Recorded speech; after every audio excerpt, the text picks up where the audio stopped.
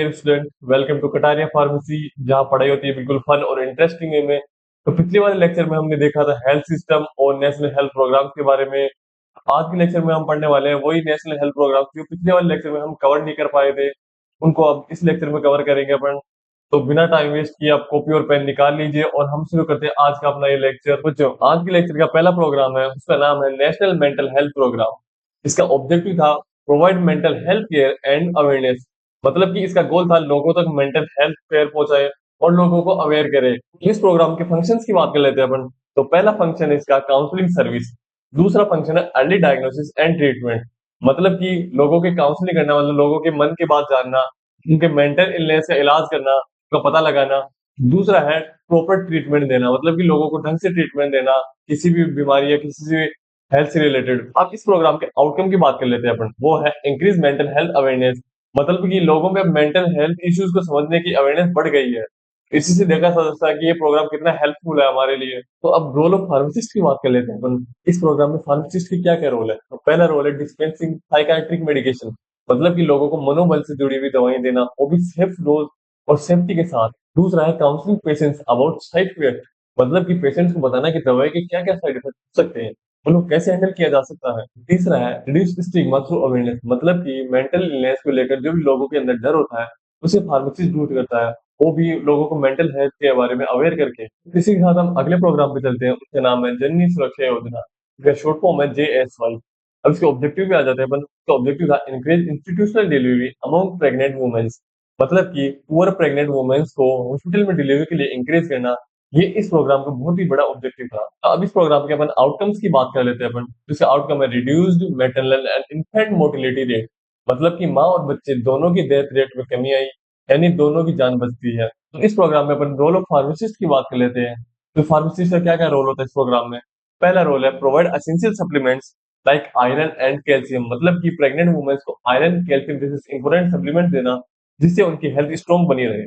दूसरा और important role educate mothers on drug use and nutrition. मतलब कि उनको बताना है कि दवाई कैसे लें और क्या क्या खाना चाहिए प्रेगनेंसी के दौरान। इसी के साथ हम अगले प्रोग्राम पे चलते हैं, उसका नाम है राष्ट्रीय बाल स्वास्थ्य कार्यक्रम RBSK। इस प्रोग्राम का ऑब्जेक्टिव है screen child from 0 to 18 years for health issues. मतलब कि इस प्रोग्राम का मेन ऑब्जेक्टिव था 0 से 18 साल तक के बच्चों की हेल्थ का चेकअप करना, वो भी फ्री में। अब देखते हैं इस प्रोग्राम में कौन कौन से पॉइंट्स को कवर किया गया। तो पहला पॉइंट था बर्थ डिफेक्ट, मतलब कि जन्म से होने वाली बीमारियों को पता लगाना। दूसरा था डिफिशियंसीज, मतलब न्यूट्रिएंट्स की कमी का पता लगाना। तीसरा था डिसीजेज, मतलब बीमारियों का पता लगाना। चौथा था डेवलपमेंट डिलेज, मतलब कि बच्चों के डेवलपमेंट में कोई भी डिले हो उसका पता लगाना। अब बात करते हैं अपन आउटकम्स की। आउटकम्स इसके अर्ली डिटेक्टेशन एंड फ्री ट्रीटमेंट। मतलब कि एक तो बीमारी का जल्दी ही पता लग जाता था। दूसरा था कि इसका फ्री ट्रीटमेंट था इसके अंदर, मतलब कि बचपन में ही डिजीज कंट्रोल हो जाती। तो अब इस प्रोग्राम में अपन देखते हैं फार्मासिस्ट का क्या रोल रहता है। तो पहला रोल है प्रोवाइड न्यूट्रिशन सप्लीमेंट्स। मतलब कि बच्चों को जरूरी सप्लीमेंट प्रोवाइड कराता है, जैसे विटामिन, आयरन एक्सेट्रा। दूसरा हो गया participate in school health checkup. मतलब कि स्कूल हेल्थ कैंपस में जाके बच्चों की हेल्थ चेकअप करने में मदद करता है। तो इसी के साथ अगले टॉपिक में चलते हैं, उसका नाम है नेशनल लेप्रेसी एरिडिकेशन प्रोग्राम NLEP। तो इसका ऑब्जेक्टिव था detect and cure leprosy early. मतलब कि लेप्रेसी यानी कुष्ठी रोग का जल्दी पता लगाना और उसका इलाज करना। इस प्रोग्राम में अपन सर्विसेज की बात करते हैं कि क्या क्या सर्विस मिलती है। तो पहला है फ्री MDT, जिसकी फुल फॉर्म है मल्टी ड्रग थेरेपी। मतलब कि इस प्रोग्राम में अपन को फ्री मल्टी ड्रग थेरेपी मिलती थी, जिससे लेप्रेसी कंट्रोल हो जाती थी। हम इसके आउटकम की बात करते हैं, वो रिड्यूस्ड लेप्रेसी बर्डन। मतलब कि अब आपने देखा होगा कि भारत में लेप्रेसी के केस बहुत ही कम हो गए हैं। इसका पूरा क्रेडिट जाता है इसी प्रोग्राम को। इस प्रोग्राम में अपन फार्मासिस्ट का रोल देख लेते हैं। तो पहला फार्मासिस्ट का रोल है डिस्पेंस MDT किट्स, मतलब कि मल्टी ड्रग थेरेपी की कंप्लीट किट पेशेंट तक पहुंचाना। दूसरा है एजुकेट अबाउट अर्ली सिम्टम्स। लोगों को समझाता है कि लेप्रोसी के अर्ली साइंस क्या होते हैं, ताकि लोग जल्दी से डॉक्टर को दिखाएं और जल्दी से लेप्रोसी को कंट्रोल में लाया जा सके। तीसरा होता है important role help reduce social stigma. मतलब कि लोगों के अंदर कुछ रोग को लेकर जो भी डर और जो भी गलत अफवाहें हैं, उनको दूर करना। इसी के साथ आगे बढ़ते हैं और चलते हैं अगले प्रोग्राम पे। इसका नाम है NPCDCS। मतलब कि इसकी फुल फॉर्म है national programme for prevention and control of cancer, diabetes, cardiovascular disease and stroke. तो इसका ऑब्जेक्टिव है control lifestyle disease through early screening and awareness. मतलब कि ये प्रोग्राम फोकस करता है लाइफस्टाइल डिजीज पर, जैसे कि कैंसर, डायबिटीज, हार्ट प्रॉब्लम्स और स्ट्रोक्स। इनका जल्दी टेस्ट और अवेयरनेस देना इसी का एक मेन गोल है।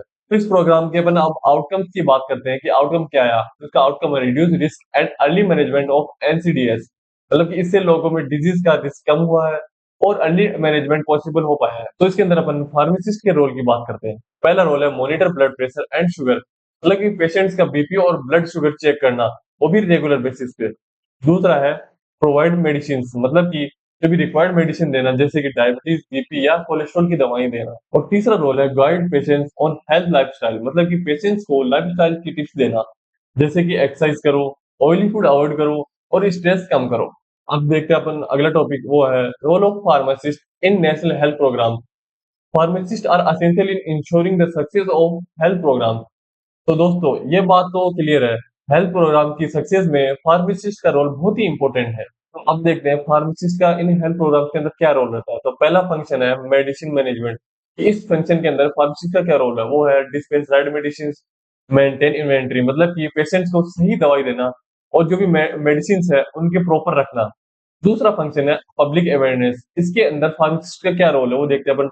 वो educate about hygiene, vaccination, safe practices, मतलब कि लोगों को हाइजीन के बारे में एजुकेट करना, वैक्सीनेशन के बारे में बताना और फिर सेफ प्रैक्टिसेस बताना। तो तीसरा फंक्शन है सपोर्टिंग इम्यूनाइजेशन, मतलब इसमें रोल देख लेते हैं help in storage and supply of vaccine, मतलब कि एक तो स्टोरेज के अंदर हेल्प करना और वैक्सीन की सप्लाई करना। चौथा अपने patients counselling, guide about proper drugs use, side effects and doses, मतलब कि पेशेंट्स को ड्रग्स के बारे में सही गाइड करना, उसके साइड इफेक्ट्स के बारे में, उसकी डोज के बारे में कि कितना क्या लेना है। पांचवा अपने कम्युनिटी एंगेजमेंट, इसके अंदर practice in health campus and aware drives, मतलब कि एक तो हेल्थ कैंपस के अंदर पार्टिसिपेट करना और लोगों को अवेयर करना।